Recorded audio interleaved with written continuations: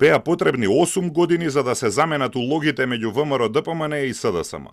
Опозицијата обвинува дека власта планира отворање мигрантски кампови, власта негира.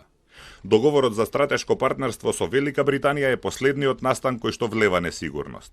Пред неколку дена британските медиуми објавија дека се преговара нелегалните мигранти и оние кои се одбиени за азил, но не може да се вратат во матичните земји поради безбедност, да им се понуди можност да бараат азил во Македонија, но нема да бидат притворени или да се соочат со ограничување на движењето, што ќе им овозможи слободно да ја напуштат земјата доколку сакаат или да работат.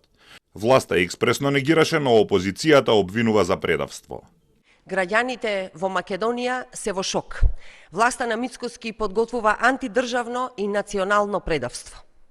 Угледни британски медиуми како The Times пренесуваат дека владата на Мицкоски е во разговори со Велика Британија за Македонија да стане базна дестинација за враќање мигранти.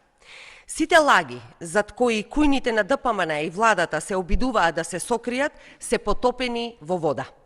Народот е вознемирен и со право.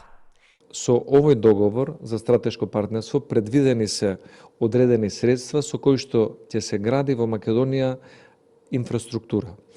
Точно во Македонија ќе се градат железници, ќе се градат автопати, ќе се градат здравствени и енергетски инфраструктурни проекти, но за жал на опозицијата која што се обидува да спинува, нема да се градат било какви бегалски кампови. Експертите предупредуваат дека каде што има чад, има и оган. Неизвестноста ја зголемуваат и се погласните најави од европските земји дека ќе ја заострат мигрантската политика и оти сакаат да отворат мигрантски центри надвор од границите на Европската унија. Во летото 2017-та, непосредно пред локалните избори, тогаш опозицијската ВМРО-ДПМН ја отвори темата за мигрантските кампови. Активисти поврзани со партијата почнаа да собираат потписи против изградбата на мигрантски кампови, а неколку општини донесоа решение за спроведување референдуми против кампови на нивна територија.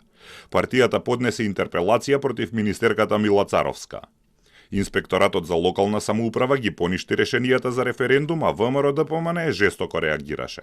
Граѓаните знаат дека владата на Социјалдемократскиот сојуз со акцискиот план за мигранти 2017-2027 година има намера да ја претвори Република Македонија во огромен мигрантски камп, со што во повеќето општини се планира изградба на станови за мигрантите, програма за нивна интеграција во општеството, образовниот процес и нивен полесен пристап до работни места.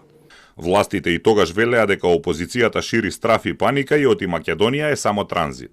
Нема потреба никаков страх и не се градат никакви станови, ниту се подготвуваат кампови. Нема да се градат воопшто станови за бегалци. Македонија во моментов нема ни буџетски средства предвидени за градење на објекти каде што ќе се сместуваат бегалци. За време на мигрантската криза во 2016 година низ Македонија поминаа над 1 милион мигранти, но никој не остана тука.